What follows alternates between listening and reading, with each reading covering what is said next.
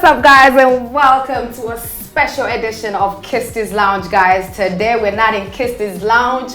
We are, guess where? We're in the President's Lounge. Well, soon to be President's Lounge. He's the one and only His Excellency Honorable. All of those titles, I feel like they go. Honorable Robert Kyagulanyi. Yeah. I'm so glad to be here. How are you doing? Pleasure's mine. Thank you very much, Robin. I'm very glad to be hosted by you after a very long time. Thank you for hosting me. I feel like you've hosted me. I'm in your lounge today. So. We are hosting the people. Exactly. Yeah. Well, I'm so glad to be here, and I feel Pleasure's all honored mine. to be able to come and have this chat with you, especially at this time of the year or this time in life. Because for me, I feel special right now because I feel like we're making history right here. So I'm just so honored. I'm so glad to be here. And I just want the people to really get to know the real Robert Kyagulanyi, because I feel like a lot of people know Bobi Wine. Yeah. And I feel like I don't need to go so much into Bobi Wine because we all know who Bobi Wine is. I really want to make sure that people get the gist of who Robert Kyagulanyi is. But I'm still going to start, of course, with Bobi Wine, because who is Robert Kyagulanyi without Bobi Wine? So, Bobi, I remember when I first met you, I was 15 years old. Yeah. And somehow, in my head, to me, you seemed a leader because you came to London. I was in London at the time, and you came, and it was a music show. It was you, Baby Cool, it was Ziggy D. Yeah. Back in the days, and I was like, but out of everybody, you were the one who came to us, trying to figure out what we're doing, because we were a part of a youth group, and you took the time to come and find out what we were doing. And I remember you giving us this talk, really inspiring us and telling us to continue what we're doing. Yeah. And for me, I didn't even know that one day you'll be standing for president. So now, at that time, when you were Bobi Wine, I think it was like maybe 2003. Probably. Yeah, thereabout. Had it occurred to you yet that you would stand for president? No, not even 3 years ago did it occur to me that I would stand for president. As a matter of fact, until 3 years ago, I did not know that I would get involved in this thing they call politics. But here we are, Wow. And you're here. Which is crazy, because listening to your music too, throughout the years, it's always been message. Well, there's been lots of music with a message, and you're always about the underground people, the ghetto people, and whatever is oppressing us. And for everybody else, for me personally, I would think you had that vision before, which is crazy. You didn't. So, what was driving you in your music to sing about these issues? Because someone would think it's because you are waiting for this point right now. Well, Robin, my life has been exactly what people have been seeing. I'm a ghetto youth, and that's something I'm proud of. That's my identity. I'm a ghetto child. I was born and raised in Kamocha here. I met up with a few friends who together we refuse to be identified by the circumstances. We refuse to be identified by where we come from.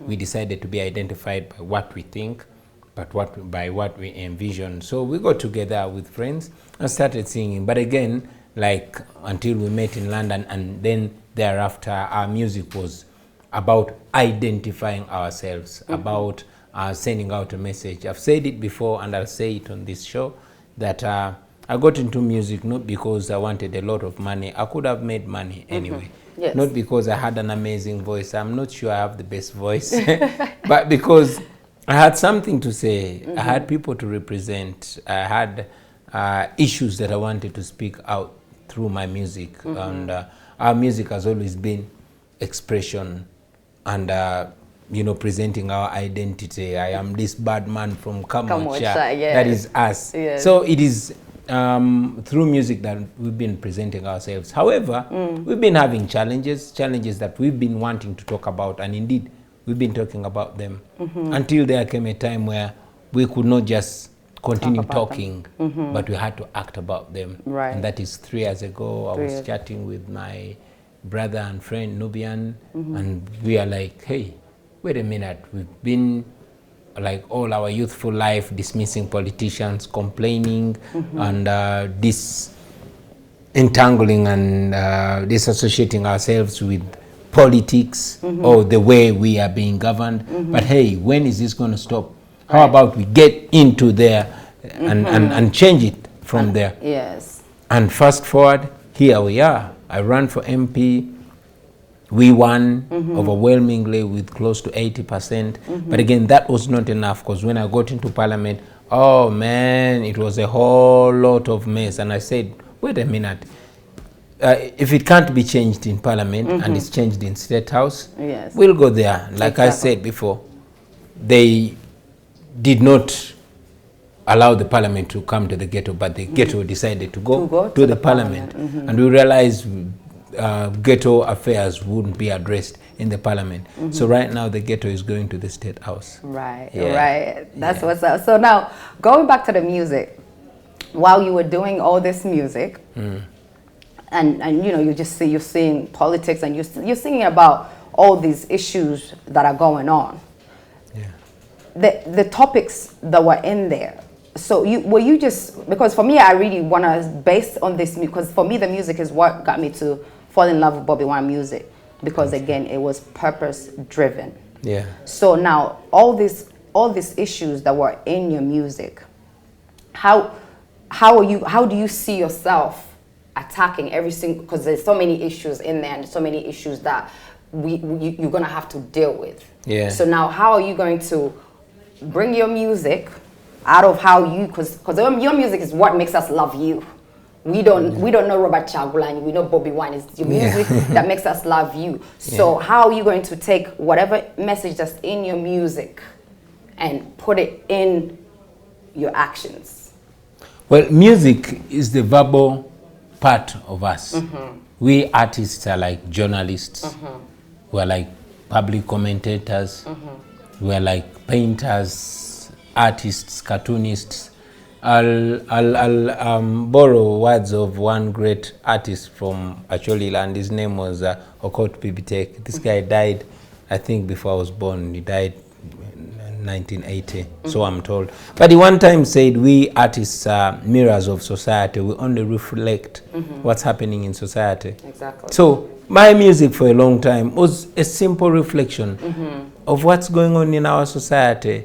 The sufferation, the excitement, the carelessness, the moral decay, the need for behavior change, the issues that are in society. So that's what my music, or our music, has been about. And yeah, we've done pretty well communicating that, and I'm sure the ghetto youth that come are picking inspiration from us are doing the job even better. However, there was a time of talking about issues. Yes. Now is a time of acting upon the issues. Yeah. So now pretty much you still do music, but it's been made difficult for you to even do music anymore. I still do music. Yeah, you still do it. Yeah. So I'm just saying, like, it's been made difficult for you to even do performances and stuff like that. Not difficult, it's been made impossible. Impossible. Yeah. So now, are you going to drop the music when you go into the state house? I did not drop the music when I went into parliament. So that means I'm not going to drop music when I go to state house. So President George Weah sang a song. We did a collaboration with President George Weah. Yes. He is in state house, you know, and I want to believe I'm an even better singer than him. Of course, with all due respect to His Excellency. Yes. But music is an amazing thing. And some of us that have been so lucky to get a little bit of musical talent, we intend to use it at all levels. After all, Bob Marley said, when music hits, you don't feel no pain. Yeah, exactly. So music is what endeared me to the people. And I want to believe that it's my most effective means of communication. So even as president, when people get bored about my speeches, like we get bored about Museveni's speeches, I'll sing my message. Wow.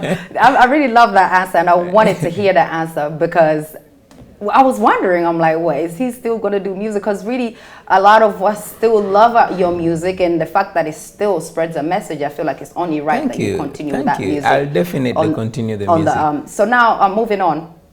While I was in America, you made, of course, that's when you went into parliament.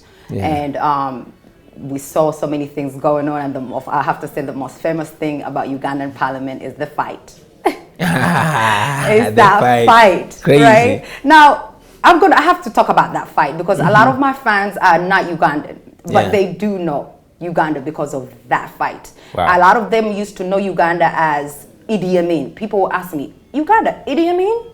Now they're like, Bobi Wine? Because of the fight, not in a negative way also, the fight, but it's because they know that you're a revolutionary all over the world. And when you came to America, you graced Time magazine. So where that puts you in the world is big. So the reason why I want to talk about this fight, I know it's a negative point, but I want to talk about it because I felt like that's it's a revolution. Like it came from let's stop talking. Yeah. We're ready to like, look, you're not listening. We're going, we're going straight on. Going down. So tell me, like at that moment, what even led to this fight? Because for us, we just see things, we just see whatever's happening, but we don't even know what led to it. Did somebody budge somebody? What happened that day?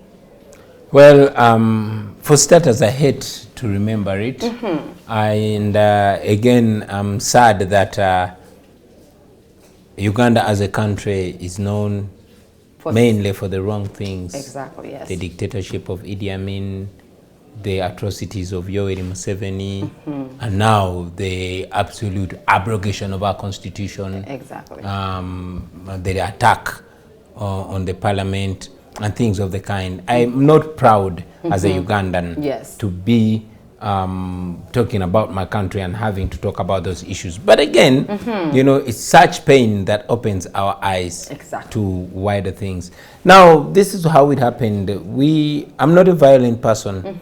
And indeed, when the shameless Majezi was tabling or was planning to table that bill to change our constitution and make Museveni president for life, we tried to reject it. Because I'm a singer, I led the members of parliament into song.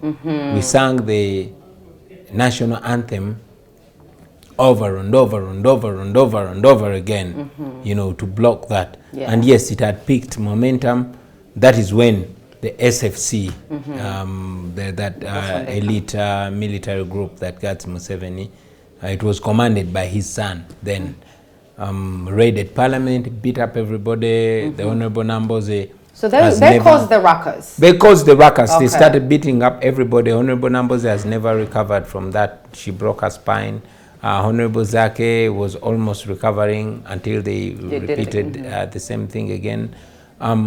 They beat up everybody. And I saw these guys were beating up people and they were attacking. I said, wait a minute, I'll take you on. And I took them on. Yeah, because you go like this. But there were many. They were armed. And I was not intending to present myself as a violent person. So I just took a few minutes of self-defense before they overpowered me. One of them held my neck from behind.